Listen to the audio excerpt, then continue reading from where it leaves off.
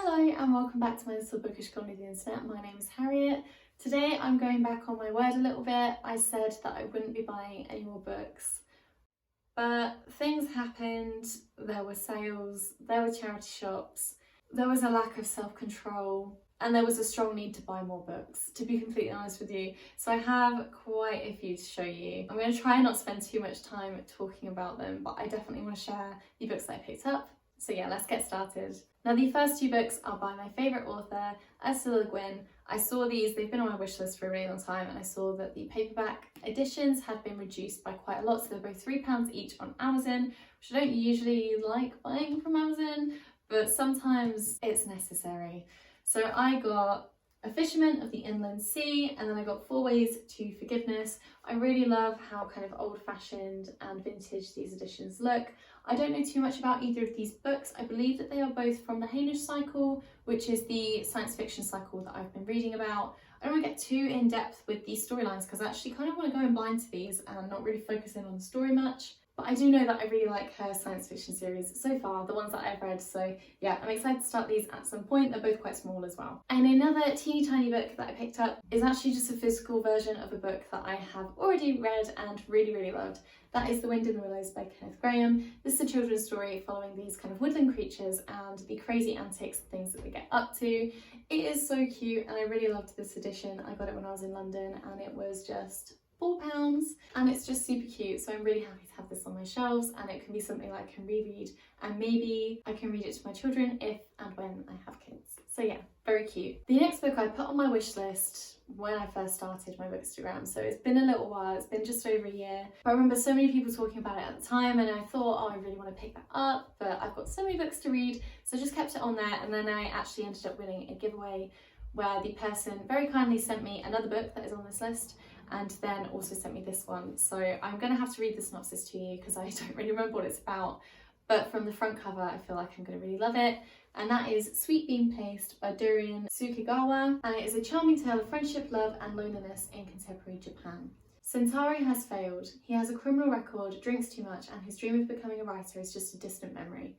With only the blossoming of the cherry trees to mark the passing of time, he spends his days in a tiny confectionery shop, selling dorayaki, a type of pancake filled with sweet bean paste. Until, that is, an elderly woman with disfigured hands and a troubled past comes into his life. She makes the best sweet bean paste Centauri has ever tasted. The unlikeliest of friendships blossoms, but it will take all of their resolve and plenty of pancakes to protect themselves when her dark secret comes to life. See, I have no idea really what this is about, but it sounds like it's going to be very cute. I think I put this on my list after reading quite a lot of Japanese literature, and like I say, loads of people talking about it, so I do have quite high hopes for it. So I'll show you the other book that I got in that giveaway. I don't really know too much about this, but the person that did the giveaway said it was one of their favourite books ever. So I'm going to trust their opinion. It's called The Sparrow by Mary Doria Russell, and it says it will be taking you on an extraordinary journey to a distant planet and to the very centre of the human soul. Mary Doria Russell's The Sparrow is an astonishing literary debut, a powerful, haunting and exciting novel about the nature of faith and what it means to be human. So yeah, like I say, I don't know too much about this. Is it going to be science fiction? I think it might be. Oh yeah, it literally says on the front cover, it's science fiction, which is a genre that I really do want to get more into. I've only really dipped my toes into it so far, and this is quite a thick one. So yeah, I'm really going to trust that person's opinion and just hope that I really do enjoy it as well. And if not, it's so lovely to try other people's favourite books anyway, regardless of whether you think you're going to enjoy it or not. It's just so nice to know that that book holds such a high place in someone else's heart. The next book is another that I have seen absolutely everywhere, and I actually found it in the charity shop for 50p, and then I went into Waterstones a couple of days after that and it was still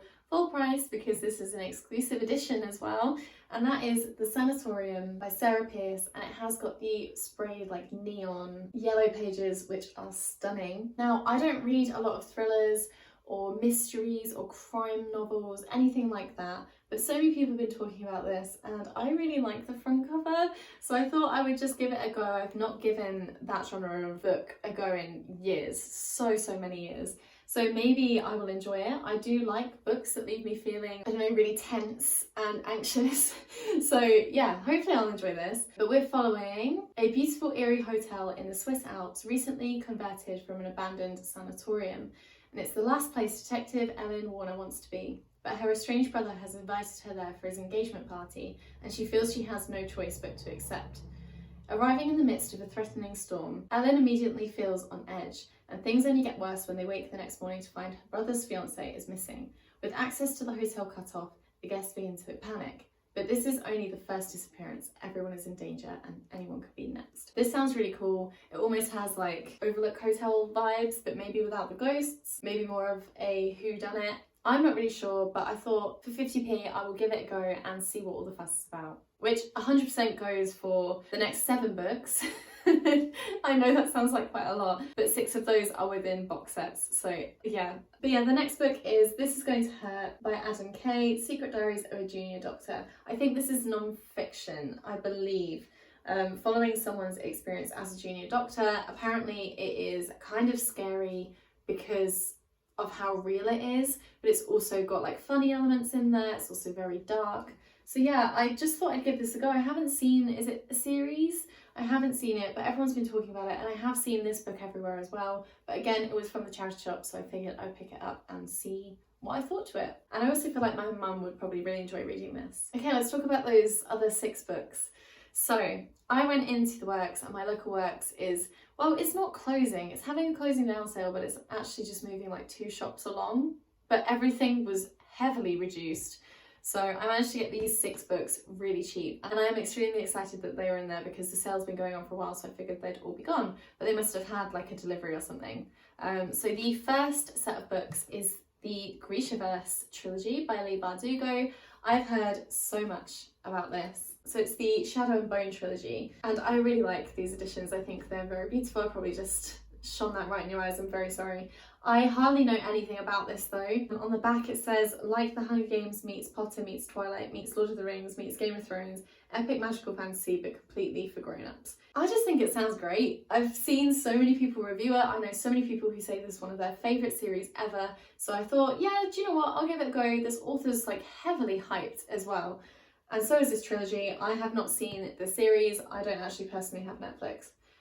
So I probably won't be able to watch it, but lots of people have said that they really enjoyed that as well. So yeah, I thought I'd pick it up because it was so cheap and it just sounds very intriguing. Same for this next trilogy I'm going to show you, which is by Holly Black. It's called the Folk of the Air trilogy, and this seems to be following fairy kings, queens. Again, another fantasy. I believe this might be aimed at YA. I might have got that completely wrong. Maybe it's for adults. I feel like it's kind of smutty, I'm not sure. Everyone seems to fancy a lot of the characters in this. I don't know if I got that completely wrong. But yeah, these are even more beautiful than the other books. So I was super happy to find these.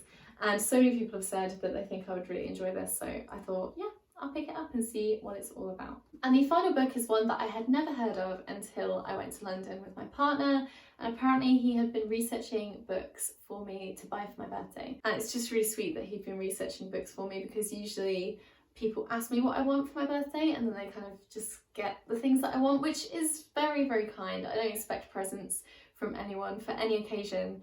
But the fact that someone is taking time out of their day to really think about what I might like, not what I've asked for, is just so nice and really sweet. We went to this secondhand bookshop called Scoop Books, but he found this book for me online and then saw it in the store over there and picked it up for me, which is super sweet. So it is by Anthony Trollope and it's called The Warden, and it's the first book in kind of like a series that this author created. I'll just take it out of sleeve. Also, look how beautiful this is. It's one of those Folio Society books that I absolutely love the look of. So it's in the Barsetshire country, and he created this. This doesn't exist as far as I know, and it's following the lives of all the people that live there, and it's kind of like Jane Austen-y apparently, but it just seems really cute. It's got illustrations throughout. It looks super like old-fashioned, really sweet, and I'm just so over the moon that he picked this for me and that he actually bought it for me when we were there. This isn't a birthday present. He just really wanted to get it for me, and I just loved this edition of this book. It's actually really strange because we were looking at the Folio Society books and I said to him that there seemed to be a lot of books by this author, and he said, oh, I know who that author is. I've been looking into books by them to get you for your birthday, and there is this one that is the first book in the series that I was actually going to get for you. And obviously I had never heard of this person before, never heard of this author before, and there was no kind of order to where the books were. But I saw this book right at the bottom, just sticking out. It was next to loads and loads of other books, and they all looked similar to this but in different colours. And I said, is it by any chance The Warden? And he said, yeah, that is the first one. And I was like, oh my goodness, that's like the most beautiful book here. It's gorgeous. So I picked it up and read the back. And he was like, yeah, I'm gonna get that for you. So it was just weird that, I don't know, I kind of knew what one it was. Of course, I didn't actually know, but I just found it very strange. Yeah, I mean, I'm chuffed with it. I'm really happy with it, and I'm very excited to read it. I love Jane Austen.